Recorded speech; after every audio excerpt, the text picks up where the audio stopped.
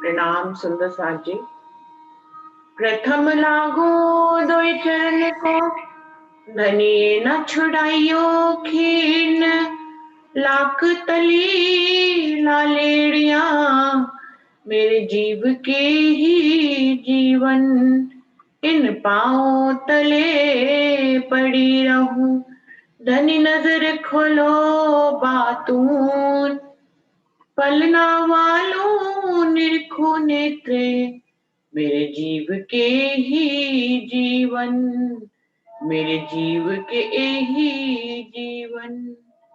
बोलिए श्री प्राणनाथ प्यारे की जय।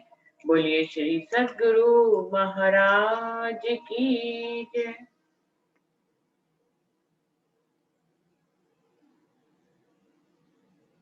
प्रकाश हिंदुस्तानी ग्रंथ के 21 प्रकरण हो चुके हैं और अभी हम 22वें प्रकरण पे चलते हैं। आँखा खोल तू आप अपनी, निरख धनी श्रीधाम।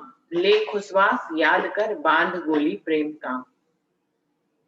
इंद्रावती जी के आत्म अपने जीव को ही प्रकाश हिंदुस्तानी में ज्यादातर प्रबोध कर रही हैं। अपने जीव को प्रबोध करके वो हम सबको परम धाम जाने का रास्ता बताती है या हमारे जीव को जगाने का प्रयास करते हैं। सारे प्रयास प्रकाश हिंदुस्तानी में इंद्रावती जी ने हमारे जीवों के लिए किए हैं। तो क्या कह रही है? आँखा खोल तू आप अपनी, निरख धनी श्रीधाम। ले खुशबास याद कर, बांध गोली प्रेम काम। कि हे मेरे जीव, तू आंखें खोल और अपने प्रियतम की पहचान कर ले। ले खुशवास याद कर, बांध गोली प्रेम काम। अपने आत्म के नयनों को खोल ले, धनी की पहचान कर और उनकी खुशबू को अपने अंदर ग्रहण कर। ले खुशवास याद कर, उनकी सभी बातों को याद कर और उनकी खुशबू को अपने अंदर ले।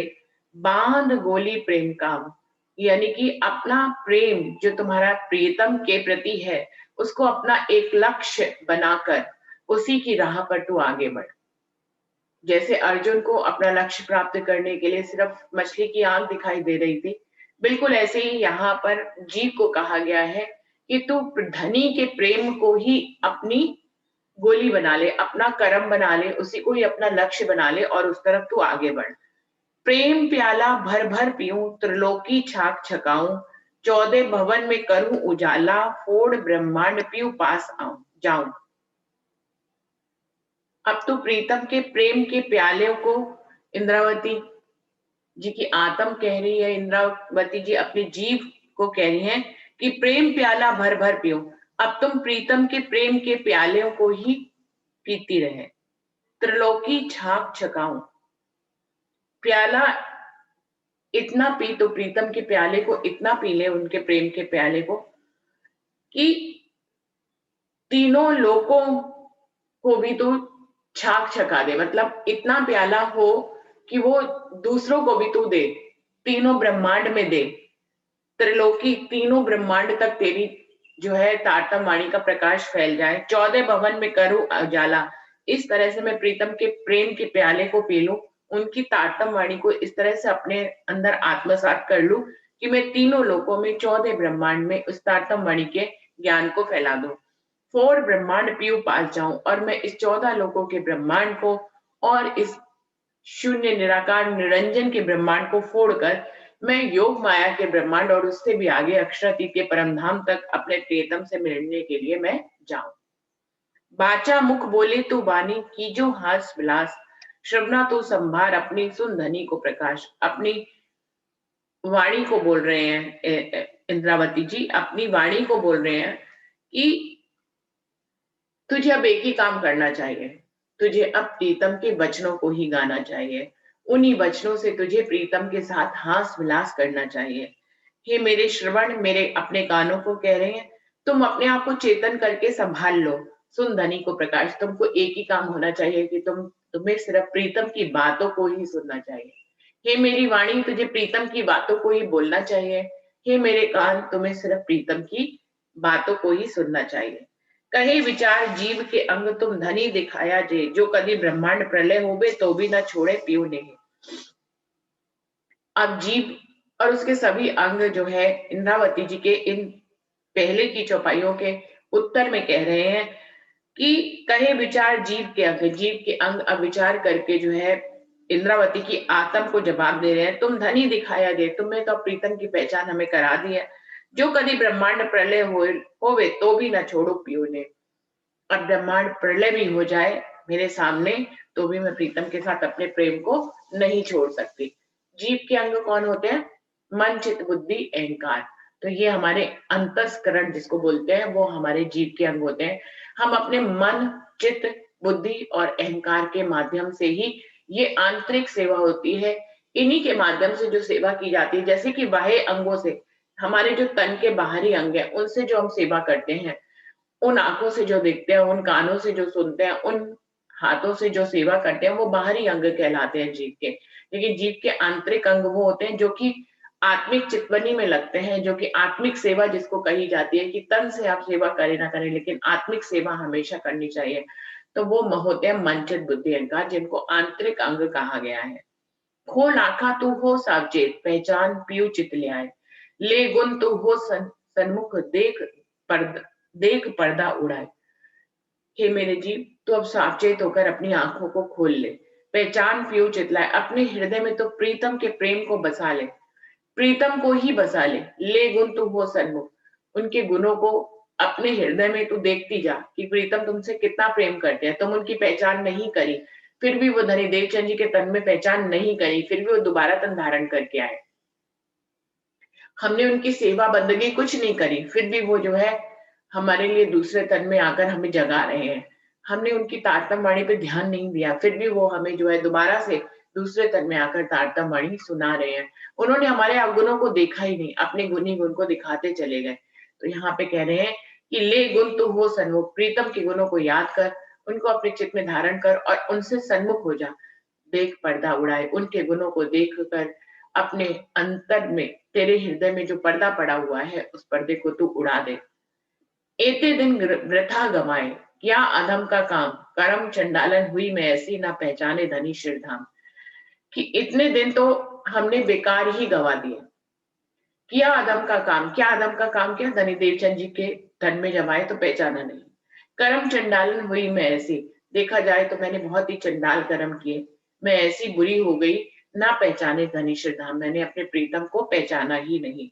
भट पड़ो मेरे जीव अभागी, भट पड़ो चतुराई, भट पड़ो मेरे गुण प्रकृति, जिन पूजी ना मूल सगाई। अपने सभी गुण इंद्रियों को फटकार रही है, क्या कह रही है कि हे मेरे जीव अभागे जीव, तुम पर धिक्कार है। हे मेरी चतुराई, मेरे अंदर जो इतनी चतुराई है वो बेकार है। यदि धनी के काम ही नहीं आई, धनी को पहचानने में चतुराई दिखाई नहीं पाई, तो बेकार है चतुराई का होना। इससे बढ़िया तो ना होती, सीधे ही होते। चतुर बच्चेखिन इतना कहा जाता है हम सब सखियों को, परम धाम की रूहें हैं, तारतम ज्ञान मिला हुआ है, बहुत ही चतुर बच्चेखिन है, लेकिन प्रीतम की पहचान नहीं कर पा रही, तो सारी चतुराई बेकार है। बट पढ़ो मेरी गुण प्रकृति, मेरे सारे ही गुण जिनसे हम अच्छे कर्म करते हैं, मेरी मूल प्रकृति, इन सबसे मुझे धनी को पहचानना चाहिए था। लेकिन मैं अगर धनी की पहचान नहीं कर पाई तो ये सब बेकार है। मेरे अंदर कितने ही अच्छे लक्षण हो, मेरे अंदर कितना अच्छा मेरा मूल स्वभाव हो, लेकिन यदि मैं प्रीतम को ही नहीं पहचान पा रही तो मेरा अच्छा स्वभाव किस काम का। मैं प्रीतम को ही नहीं पहचान पा रही तो मेरे सारे गुण बेकार है मेरे लिए। जिन बूझी ना मोल सकाई, जो प्रीतम से अपने संबंध की पहचान ही नहीं कर पाए, तो मेरी सारी चतुराई, मेरे गुण, मेरी प्रकृति सब बेकार है। आंख पढ़ो तिन तेज बल को, आंख पढ़ो रूप रंग, दिख दिख पढ़ो तिन ज्ञान को, जिन पाया नहीं प्रसंग। आगे भी वो नहीं सबको धिक्कार कर रहे हैं कि मेरे अंदर इतना तेज था, मैं तो, मेरे अंदर इतना बल है, लेकिन सब बेकार है। यदि प्रीतम की पहचान ही नहीं कर पाया मेरे अंदर का बल, तो बेकार है। आंख पढ़ो रूप रंग कितना ही सुंदर रूप हो, रंग हो, सौंदर्य हो, लेकिन प्रीतम की पहचान करके उन पे अपने रूप रंग को निछावर नहीं किया तो सब बेकार है। दिख दिख पढ़ो तिन ज्ञान को, जिन पाया नहीं प्रसंग। और इतना ज्ञान लिया, इतना समझा, इतना सब कुछ किया, लेकिन उस ज्ञान को भी धिक्कार है। यदि सही समय पे उस ज्ञान के माध्यम से हमने प्रीतम की पहचान नहीं करी, तो वो ज्ञान भी हमारे लिए बेकार है। दिख दिख पढ़ो मेरी पांचों इंद्री, दिख दिख पढ़ो मेरी देह, श्री श्याम सुंदर वर छोड़ के संसार सुख कियो सने। तो मेरी पांचों इंद्रियों को धिक्कार है, ये जो देखने, सुनने, स्पर्श करने, है ना, चखने की ये जो 5 इंद्रियां होती हैं, वो कह रहे हैं इन सबको धिक्कार है। जिन्होंने धनी का स्वाद नहीं लिया, जिन्होंने धनी इन नैनों से धनी का दीदार नहीं किया, जिन्होंने इन कानों से धनी के श्रवणों को नहीं सुना, जिन्होंने इस स्पर्श से धनी को स्पर्श नहीं किया, जिन्होंने इन हाथों और पैरों से धनी की सेवा नहीं करी, तो उन 5 इंद्रियों को धिक्कार है। दिख दिख पड़ो मेरी देह, और मेरी देह को भी धिक्कार है। इस माया में तन तो धारण किया, लेकिन इस तन को निछावर धनी के पहचान करके उनके ऊपर नहीं कर पाए, तो ये देह भी बेकार है। जिन्होंने सुंदर श्याम, मेरे सुंदर व श्याम को छोड़कर इन सारी इंद्रियों ने अगर संसार से प्रेम किया, तो इन सबको धिक्कार है। दिख दिख पड़ो मेरे सबो अंगो, जो ना आए धनी के काम, बिना पहचाने डारे उल्टे ना पाए धनी श्रीधाम। इसी प्रकार मेरे सारे गुण अंग इंद्रियों को धिक्कार है, जो प्रीतम की सेवा के काम नहीं आ पाए। बिना पहचाने डारे उल्टे, उन्होंने प्रीतम को पहचाना नहीं और उल्टे माया की तरफ लगे रहे, इसलिए वो इस माया को नहीं छोड़ पाए, और इस माया में आए जब धनी ने तन धारण किया तो उनकी पहचान नहीं कर पाए। तुम तुम्हारे गुण न छोड़े, मैं बहुत करी दुष्टाई, मैं तो कर्म की अति नीचे, पर तुम राखी मोल सका। ये चौपाई सुंदर साथ अक्सर बोलता है। इस प्रकरण की ये चौपाई बहुत ही विशेष है। तुम तुम्हारे गुण न छोड़े, इतना सब होने के बावजूद भी हे मेरे प्रीतम, तुमने तुम्हारे गुण नहीं छोड़े। मैं बहुत करी दुष्टाई, मैंने तो सारे गुण अंग इंद्रिय, मेरे जीव, मेरी मेरी जो है रूप रंग, मेरी देह, मेरी प्रकृतियां, मेरे गुण, किसी से भी मैंने आपकी पहचान नहीं करी, लेकिन फिर भी आपने अपनी, मैंने इस तरह से बहुत आपके साथ दुष्टाई करी, लेकिन आपने अपने गुण नहीं छोड़े। मैं तो कर्म किया थी नीचे, मैंने तो बहुत ही बुरे कर्म किए, नीच से नीच कर्म किए, कि मैंने अपनी कोई भी गुण अंग इंद्रिय से आपकी पहचान नहीं करी, पर तुम राखी हो सके, लेकिन तुमने अपनी परम धाम की प्रीति को, परम धाम के संबंध को नहीं छोड़ा, ना ही भूला, और हमें जगाने के लिए दोबारा दूसरे तन में, साक्षात तन में इंद्रावती जी के विराजमान हो गए। अभी जो अगले प्रकरण में इंद्रावती जी वर्णन करेंगी, वो धनी देवचंद जी को गांगजी भाई जी ने अपने घर में पधराया था। तो वो जगह जो है वो चाकला मंदिर कहलाती है। अभी भी हम लोग जब उधर सूरत वगैरह घूमने जाएं तो हम सब देखते हैं।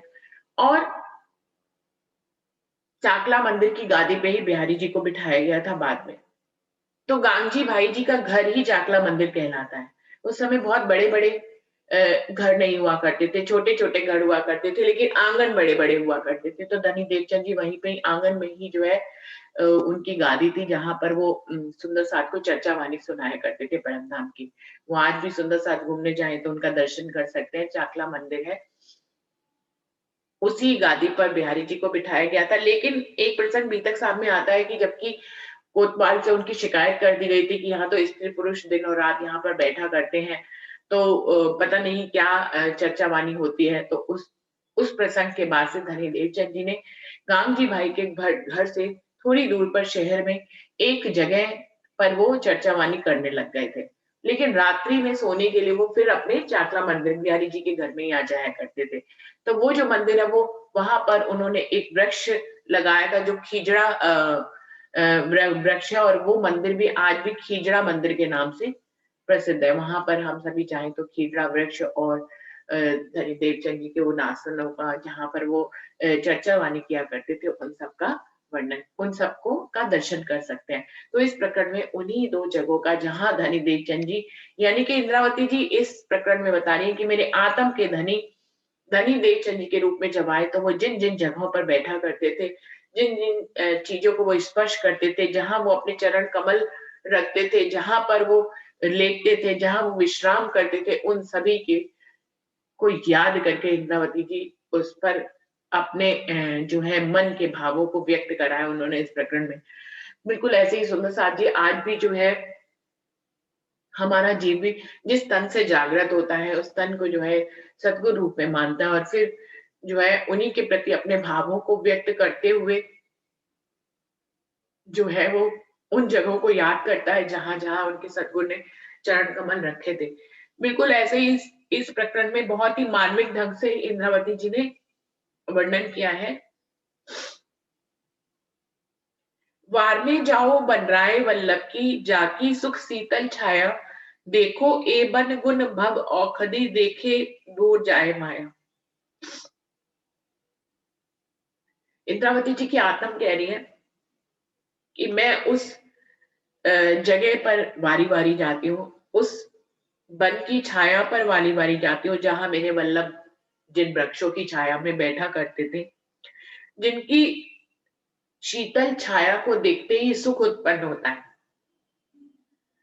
देखो ए बन गुण भव औषधि देखे दूर जाए माया, जहाँ पे प्रीतम बैठा करते थे, जिन वृक्षों की छाया में बैठा करते थे, उन वृक्षों को देखने से ही एक औषधीय गुण हमारे अंदर आता है कि हम माया को छोड़ने के लिए प्रेरित होते हैं।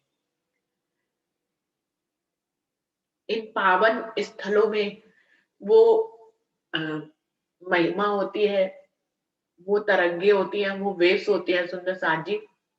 जैसे कि हम पन्ना जी जाएँ, तो अपने आप ही आत्मा जो है वो प्रीतम की तरफ जो है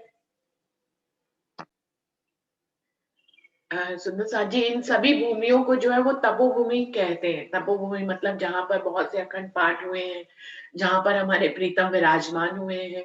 स्वयं अक्षरदीप पूरन पारब्रह्म पन्ना में, गुम्बद जी में विराजमान हुए। तो यहाँ पर अ, हम आज के लिए बात कर रहे हैं। इस प्रकरण में तो उन जगह की बात करी गई है जहाँ पर धनी देवचंद जी बैठा करते थे और चर्चा किया करते थे। आज भी ये स्थान वहाँ पर है। आप सब हम सब जब वहाँ पे जाते हैं तो हमें एक ऐसा वेव्स ऐसी तरंगे मिलती हैं। हम बार-बार यहाँ क्यों जाना चाहते हैं तीर्थ स्थानों पे? सिर्फ इसलिए क्योंकि यहाँ पर जो हमें हमारा दिल जो है समर्पित हो जाता है। मेहनत नहीं करनी पड़ती दिल के साथ ज़्यादा। अपने आप ही माया दूर होने लग जाती है। तो कह रहे हैं देखे दूर जाए माया, अपने आप माया हमसे दूर हो जाती है। वारने जाऊँ जाऊँ वारने आँगने बेलू, जित ले बैठो संध्या समय साथ, बातें हो चलने धाम की, घर घर पैड़ा दिखाया प्राणनाथ। मैं उस आंगन पे बलिहारी जाती हूँ, इंद्रावती जी कह रही हैं, जहाँ पर संध्या के समय आप सुंदर साथ को लेकर बैठते थे और चर्चा करते थे। किस बात की चर्चा? परमधाम चलने की। आप हमें घर जाने का रास्ता दिखाते थे, ऐसी जगह पे बैठ के। भी बन जाऊं आंगने आगे पीछे सब साथ, जहां बैठो उठो पांव धरो, धनी मेरे श्री राज।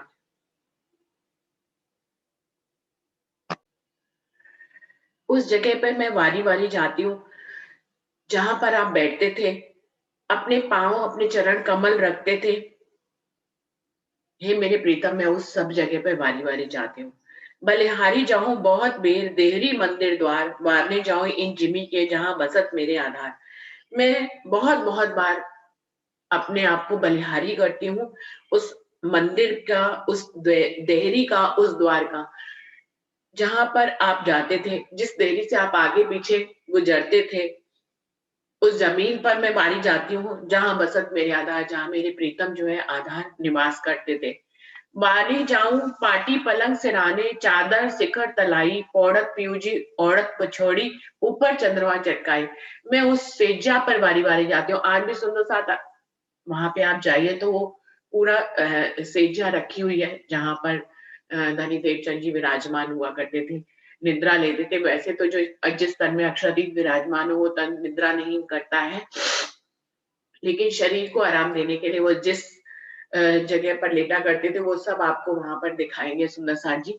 भले जाऊँ पाटी पलंग सराने, चादर शिखर तलाई, जहाँ जो उस चादर पर मैं बलिहारी जाती हूँ, उस शेजा पर मैं जिस पलंग पर, उस सिरहाने पर, उस ओढ़ने वाली चादर पर जिसको आप अपने ऊपर ओढ़ते थे, उस पूरे मंदिर पे मैं बारी-बारी जाती हूँ।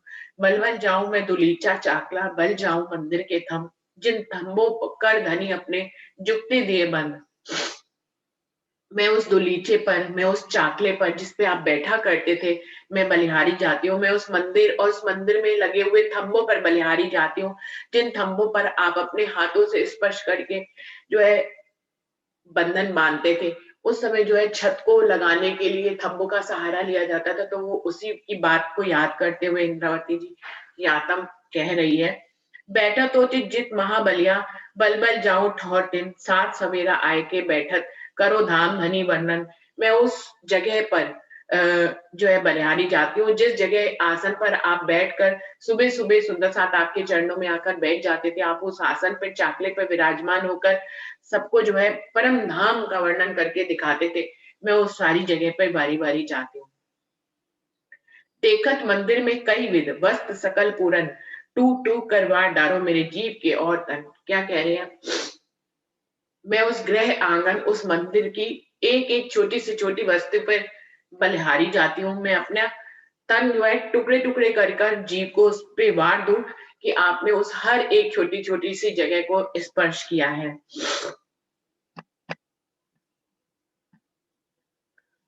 भले तुम दे धरी मुझ कारण, कर रोशन टालियो भरम, जीव मेरा बहुत सखत था, मिहिर नजरो भया मरम। वही एक जगह थी जहाँ पर तुमने मेरे कारण देह धरी, इस माया में अपने अक्षरातीत पूर्ण पारब्रह्म से अपने प्रेम को प्रदर्शित करते हुए, अपने प्रेम को याद करते हुए इंद्रावती जी कह रही हैं कि भले तुम देह धरी मुझ कारण, इस माया में आप मेरे लिए ही आए, मेरे कारण आपने देह धरी, मेरे अंदर रोशनी को भरकर मेरे सारे भ्रमों को दूर किया, लेकिन मेरा जीव फिर भी बहुत सख्त था और आपकी मेहर की नजरों से आपने उसको नरम किया। बहुत बाल्यावस्था में महाराज ठाकुर जो है वो धनी देवचंद जी के चरणों में आ गए थे, उसी समय का वर्णन कर रहे हैं। बल जाऊं मैं चरण कमल की, बल जाऊं मीठे मुख, बलिहारी शोभा सुंदरता, जिन दर्शन उपजत सुख। उनके जाहरी सौंदर्य का भी वर्णन कर रहे हैं। बल जाऊं मैं चरण कमल कर, कि मैं अपने रानी देवचंद जी के चरण कमलों पर बारी-बारी जाती हूँ, उनके मीठे मुख पर मैं बलिहारी जाती हूँ। बलिहारी शोभा सुंदरता, उनकी शोभा और सुंदरता पर मैं बलिहारी जाती हूँ, जिनके दर्शनों से ही अंदर सुख उत्पन्न होता था।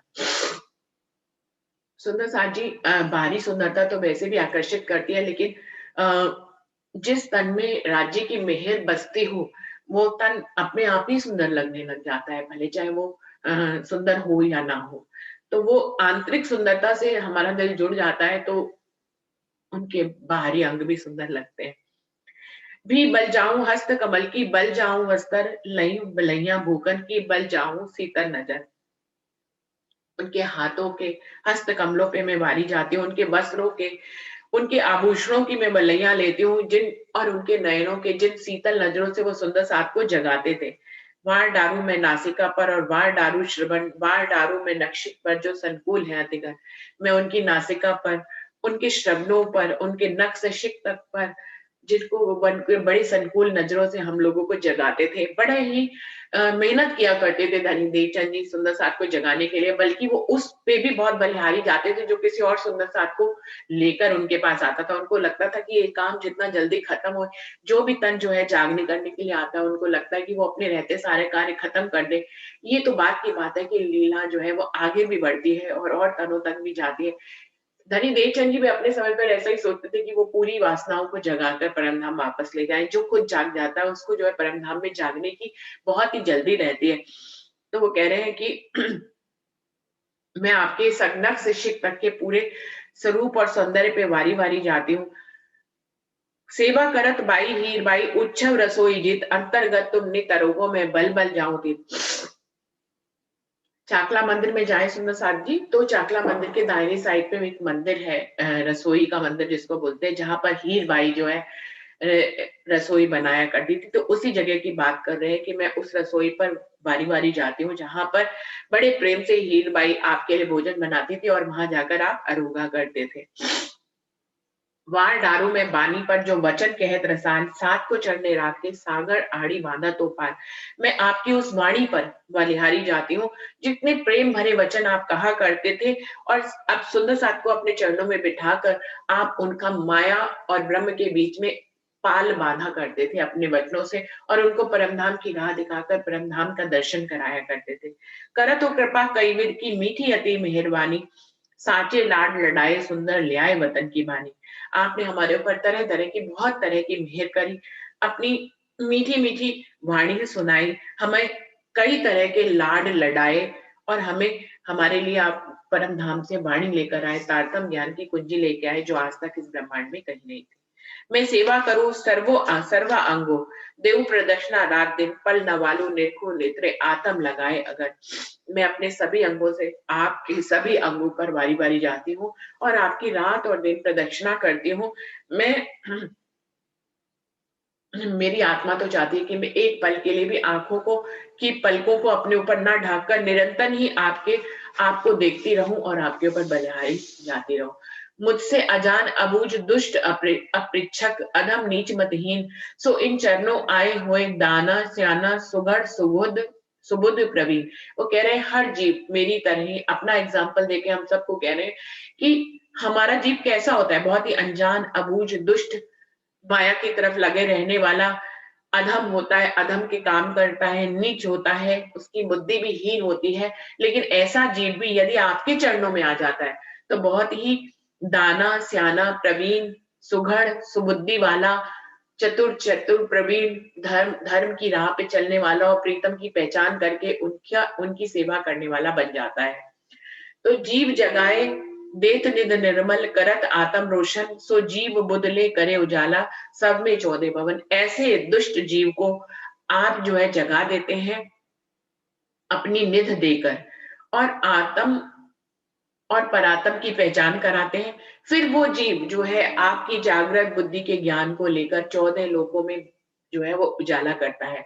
अपनी बात बता रहे हैं कि ऐसे मैंने जो 14 लोकों में तारतम वाणी जो उनके मुख से उच्चरित हो रही है राज्य के आवेश से, वो कह रहे हैं सारा उजाला कर दिया। और आज की सुंदर साथ भी आज के परमहंसों के लिए भी ये बात आती है कि वो किस प्रकार से उनका जीव जो है इस जागृत बुद्धि के ज्ञान को लेकर फिर सारे ब्रह्मांड में उसको फैलाने का काम करते हैं। इन जुबा क्यों कहूं बढ़ाई, मुझे शब्द ना पहुंचे कोई, जो कछु कहूं सो उरे रहे, ताथे दुख लागत है मोए। वो कह रहे हैं मैं आपकी बढ़ाई में और इससे ज्यादा मेरे पास शब्द ही नहीं है, मैं आपको क्या कहूं, मेरे दिल में तो बहुत बहुत भाव आ रहे हैं, इतनी इतनी लहरें आ रही हैं, इतना उमड़ घुमड़ रहा है कि मैं आपके बारे में सुंदर साथ को क्या क्या बता दूं, कुछ ऐसा बता दूं कि उनके दिल पे चोट लग जाए और वो भी उन जितने गुणों को मैं देख रही हूँ वो भी उतने गुणों को देखने लग जाए। लेकिन मेरे पास शब्द नहीं मिल रहे, मैं इससे ज्यादा कुछ कह नहीं पा रही हूँ। जो कुछ कहूँ सो उरे रहे, जितना भी कुछ कहना चाहती हूँ वो सब मेरे हृदय में ही रह जाता है।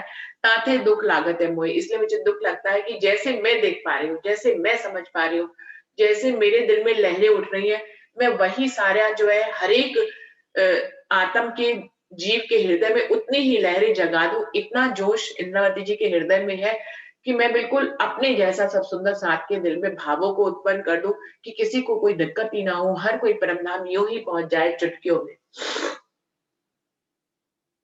नाथ बुझत है एक शब्द में, जब कहूं धनी श्री धाम, इन वचने आत्म सुख पायो, भागी हेड़े की हाम।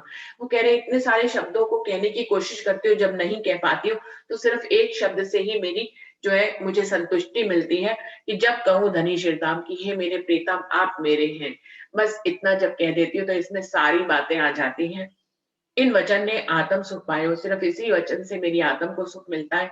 भागी हेड़े की हाम, जब मजबूर हो जाती हूँ, अपने दिल की सारे भावों को नहीं व्यक्त कर पाती हूँ, तो इस तरह से कहकर मैं अपने दिल की इच्छा को पूरा कर लेती हूँ और अपने मन को शांत कर लेती हूँ कि इससे ज्यादा शब्द इस ब्रह्मांड में है नहीं आपकी शोभा के लिए कहने के लिए। कही इंद्रावती अति उच्च रंगे, फोड़ ब्रह्मांड करूं रोशन, सीधी राह दिखाऊं जाहे, जो साथ सुखे आवे वतन। बहुत ही सुंदर चौपाई है। क्या कह रही है इंद्रावती, बहुत ही उमंग में भरकर कह रही है कि मैं इस काल माया का ब्रह्मांड, इस योग माया के ब्रह्मांड और इससे भी आगे परम धाम तक सुंदर साथ को सारे ब्रह्मांड में रोशन कर दूं अपनी वाणी से। सीधी राह दिखाऊं जाए, मैं बिल्कुल सीधी राह बता देना चाहती हूँ सुंदर साथ से, जिससे कि जो सुख जो साथ सुखे आवे वतन, जिससे कि किसी भी सुंदर साथ को कोई दुख ना हो, कोई कष्ट ना हो, वो अनजान ना हो, उसको कोई रास्ता खोजना ना पड़े, वो बड़ी ही सीधी और सरलता से बड़े ही सुख से अपने वतन पे वापस आ जाए। तो इंद्रावती ने पूर्ण प्रयास किया है कि वो एक सुगम रास्ता हम सब के लिए अपनी वाणी में दे, जिससे कि हमें कोई कष्ट ही ना हो। हम इंद्रावती जी की इस वाणी को समझकर इसके ऊपर चलकर बड़ी ही सुगमता से परमधाम पहुंच जाए और राज्य के स्वरूप और श्रृंगार को, परमधाम की 25 पक्षों को अपने हृदय में बसा ले और हमें ये सब करने में किसी भी प्रकार की कठिनाई ना आए। तो इंद्रावती जी इन रास्तों को हमें बता रही है। चलना तो हमें ही है सुंदर साथ जी, चाहे इंद्रावती जी बताएं, चाहे कितने भी परमहंस बताएं, अपना रास्ता तो हर किसी को खुद ही तय करना होता है। दूसरा आपको बता सकता है, जगा सकता है, आपको साथ लेकर चल भी सकता है, लेकिन पाँव तो हमारे ही इस्तेमाल होंगे, कर्म तो हमारा ही करना पड़ेगा। तो बल तो हमें ही करना पड़ेगा। इन्हीं सब के लिए इंद्रावती जी इन सब प्रकरणों में हमें प्रेरित कर रही है। सुंदर साथ जी, समय भी खत्म हो रहा है, तो चौपाई को यहीं दोहराते हैं। कहे इंद्रावती अति उच्च रंगे, फोड़ ब्रह्मांड करु रोशन। सी- सीधी राह दिखाऊं जाहिर, जो साथ सुखे आवे वतन, जो साथ सुखे आवे वतन। बोलिए श्री प्राणनाथ प्यारे की जय। बोलिए श्री सद्गुरु महा